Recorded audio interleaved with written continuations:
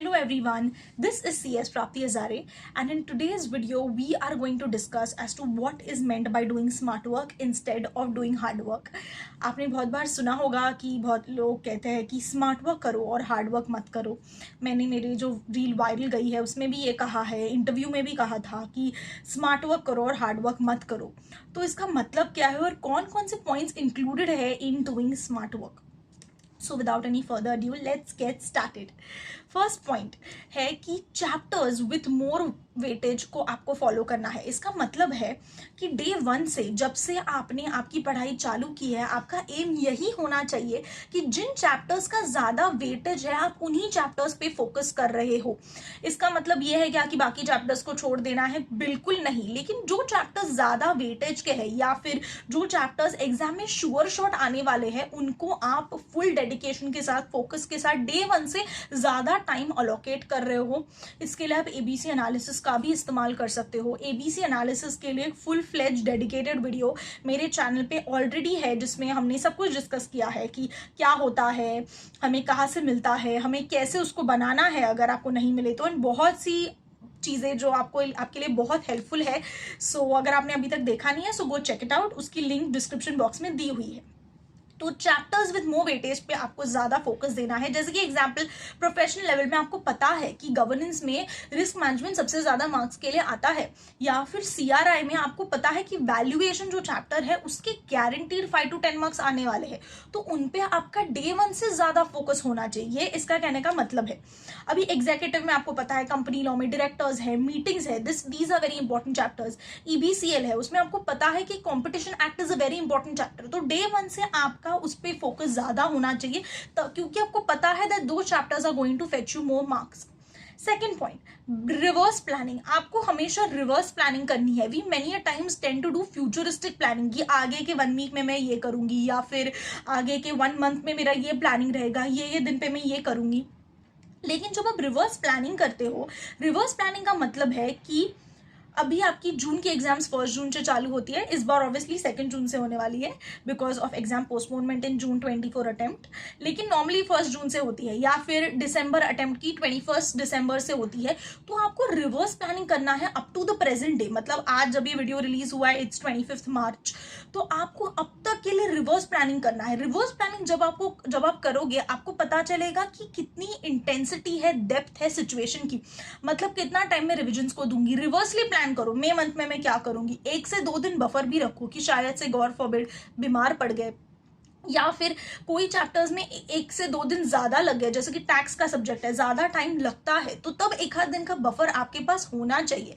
तो इसके लिए आप जब रिवर्स प्लानिंग करोगे तब आपको समझेगा कि अरे यार मेरे पास सिर्फ इतना ही टाइम है. क्योंकि जब आप फ्यूचरिस्टिक करते हो आप एंड के दिन तक प्लान नहीं करते हो. लेकिन जब आप रिवर्स प्लानिंग करोगे आपको समझेगा शायद से अगर कोई फंक्शन आ रहा है, फैमिली फंक्शन आ रहा है कि जिसके लिए आपको टाइम उतना अलॉट करना पड़ेगा, या फिर कोई भी रिचुअल है जिसके लिए आपको टाइम अलॉट करना है, तो वो भी टाइम सब आपको ऑलरेडी प्लानिंग में अलॉट करना है. तब आपको समझोगे कि मेरे पास सिर्फ इतना ही टाइम है मेरे सभी रीडिंग के लिए, रिविजन्स के लिए, सबके लिए. तो वो आप जब आप रिवर्स प्लानिंग करोगे तभी आपको समझेगा. सो उल्टा प्लानिंग करना है, सीधा नहीं. जैसे कि नेक्स्ट पॉइंट है करेक्ट मार्किंग. करेक्ट मार्किंग का मतलब है डे वन से आपका मार्किंग करेक्ट होना चाहिए. इसका मतलब है जब आप फर्स्ट रीडिंग कर रहे हो तभी आपके हाइलाइटर्स हो, स्टिकी नोट्स हो, सब डे वन से अप्रोप्रिएटली मार्क्ड होना चाहिए. कहीं पे भी कोई लूप होल नहीं रहना चाहिए. जैसे कि जब हम डे वन पे बैठ रहे तभी उस सब्जेक्ट के या फिर उस चैप्टर के सभी कॉन्सेप्ट को आपको कवर करना है. कोई भी ऐसी कॉन्सेप्ट मैं कल करूंगी इसके लिए नहीं छोड़ना है. क्योंकि जब आप कल करते हो ना वो कल कभी आता ही नहीं और वो कॉन्सेप्ट रह ही जाता है. और जब वो एग्जाम में पूछा जाता है आपको लगता है अरे यार उस वक्त करना चाहिए था. तो कोई भी कॉन्सेप्ट को हम नहीं छोड़ेंगे बिकॉज आई ऑलवेज फील अगर आपने उस कॉन्सेप्ट को एक भी बार पढ़ा होगा ना तो आप एग्जाम में उसको लिख सकते हो. इसीलिए आपको फर्स्ट रीडिंग ही इतना फुल फ्लेज करना है ना कि always feel second first revision के मतलब टाइम से आपको पेंसिल की जरूरत ही नहीं पड़नी चाहिए. आपका मार्किंग इतना अप टू द मार्क होना चाहिए. आपकी मार्किंग, आपकी सारी जो राइटिंग्स है, जो कुछ भी आपने लिखा है, स्टिकी नोट्स है, सब कुछ dedicatedly and appropriately first reading में ही हो जाना चाहिए. नेक्स्ट, कभी कभी होता है कि देखो हमारे ये जो सिलेबस है ना ये कोई फर्स्ट सेकंड स्टैंडर्ड का सिलेबस नहीं है कि जिसमें आपने 5 डिक्टेशन के वर्ड है वो पढ़ लिए, दूसरे दिन जाके डिक्टेशन दे दिया, ऐसा नहीं है। Concepts are very very complex. मतलब समझो आपको इधर इस कॉन्सेप्ट तक पहुंचना है तो बहुत सीरीज ऑफ थॉट्स जाते हैं उस कॉन्सेप्ट तक रीच करने के लिए। तो उसके लिए क्या होता है, जो प्रोफेसर समझाता है तब आपको समझ आ जाता है कि अरे यार सर ने समझाया, मुझे समझ आ गया। लेकिन जब आप बाद में उस कॉन्सेप्ट को पढ़ते हो तब आपको चीजें समझ नहीं आती है। इसके लिए वो चेन ऑफ थॉट्स जो है वो भी लिख दो ना, कोई प्रॉब्लम नहीं है। आप अपने प्रैक्टिकल सब्जेक्ट्स में ये बहुत बार होता है, मेरे प्रैक्टिकल सब्जेक्ट्स की बुक में भी आप देखोगे तो जो टॉप की मार्जिन होती है ना, जहाँ पे हम कुछ नहीं लिखते हैं, वहां पे आप इन चीजों को नोट डाउन कर सकते हो कि ये चीजें आपको याद रखनी है, ऐसे आपको सोचना है। आप ये भी चीजें लिख सकते हो because you know at the end of the day आपका ब्रेन उस तरीके से चलना बहुत इंपॉर्टेंट है। तो ऐसे आपको इस डेडिकेटेड पॉइंट तक रीच करना है, ये भी आप लिख सकते हो। And be very shameless. Shameless का मतलब है कि कोई शर्म नहीं आनी चाहिए। कि शेमलेस में क्यों बोल रही हूँ कि आप जो लिख रहे हो वो आप हिंदी में लिखो या फिर आप अपने मदर टंग में लिखो जिसमें आप ज्यादा कंफर्टेबल हो। कभी कभी like my mother tongue is Marathi में भी लिखती थी कभी, कि समझने के लिए आसान जाए। जैसे हम व्हाट्सएप में टाइप करते हैं ना, कोई भी लैंग्वेज लेते हैं और उस वक्त का काम खत्म कर देते हैं, वैसे अगर जिस लैंग्वेज में आपको ज्यादा समझे, कोई कॉन्सेप्ट होती है वो इंग्लिश में समझ आती है, कोई कॉन्सेप्ट ऐसा है कि नहीं यार इसको ना अगर मैं मेरी मदर टंग में लिखूंगी तो समझ आ जाएगा, तो वैसे लिख दो, कोई प्रॉब्लम नहीं है, क्योंकि वो आपका बुक है, कोई उसको पढ़ने नहीं आने वाला है। आप चाहिए तो एग्जाम्पल्स ड्राफ्ट कर सकते हो, जैसे कि I remember my examples cartoons के नाम से होते थे कि शिनचैन ने ऐसे ऐसे किया, just to make it more fun and interesting.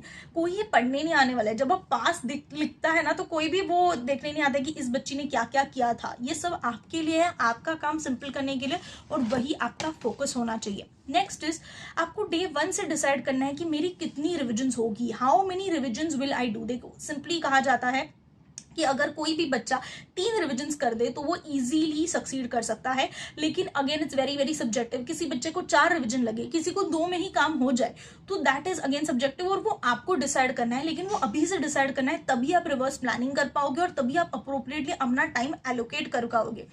जैसे कि और एक पॉइंट भी आता है कि आपके पास 1 डे है, 1 डे भी नहीं है, 10 घंटे है अगर आप बैक टू बैक पेपर्स दे रहे हो तो, और अगर आप एक ही ग्रुप दे रहे हो तो आपके पास 1.5 डे होता है।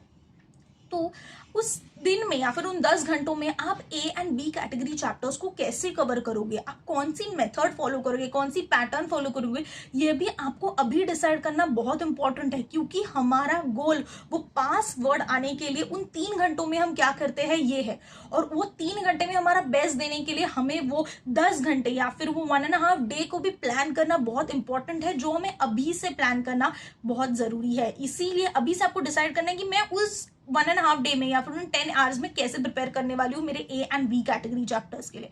तो फिर मैम सी का क्या करें, सी को करना नहीं, बिल्कुल नहीं, सी को भी करना है, आपको सभी चैप्टर्स को करना है। You have to cover the 100% syllabus, तभी जाके आपको ये कॉन्फिडेंस आता है कि मैं पेपर अच्छे से लिख सकती हूँ। तो सी कैटेगरी चैप्टर्स को एग्जाम चालू होने के पहले जब आप ए और बी को रिवाइज करो तभी सी कवर करते जाना है। एग्जाम के एक दिन पहले हम सी को नहीं देख सकते, पूरा सिलेबस कवर करना बहुत डिफिकल्ट हो जाता है। तो सी को उसके पहले ही आप देख लो ना, क्योंकि वैसे भी they are least important chapters, तो वो उसी वक्त आपको कवर करना है। तो एटलीस्ट आपका उतना बर्डन कम हो जाता है कि एग्जाम के एक दिन पहले सिर्फ ए और बी देख लिया तो काम हो गया। Next is audio notes. It's a very very big boon that we students have who are born in this generation, कि हमारे पास मोबाइल है हमारे डिस्पोजल के लिए, जब चाहे उसका इस्तेमाल कर सकते हैं, और अगर पढ़ाई के लिए हो रहा है तो उससे बेहतर कोई चीज़ नहीं है कि ऑडियो नोट्स का इस्तेमाल करो। ऑडियो नोट्स का मतलब है कि कोई एक आधी कॉन्सेप्ट है जो आपको नहीं समझ आती, कि या फिर कोई भी कॉन्सेप्ट है उसको समझने के लिए ये थॉट प्रोसेस लगता है। जैसे मैंने अभी कहा, जैसे सिक्योरिटाइजेशन की कॉन्सेप्ट है, उसको समझने के लिए एक चार्ट लगता है कि वो जब आप चार्ट देखते हो तो आपको समझता है अच्छा इसका मतलब है सिक्योरिटाइजेशन। अगर आप वही पता नहीं होगा तो आप सरफेसी एक्ट को समझ ही नहीं सकते हो। वैसे कॉन्सेप्ट है जैसे कि फैक्टरिंग की कॉन्सेप्ट है, फाइनेंशियल मैनेजमेंट है।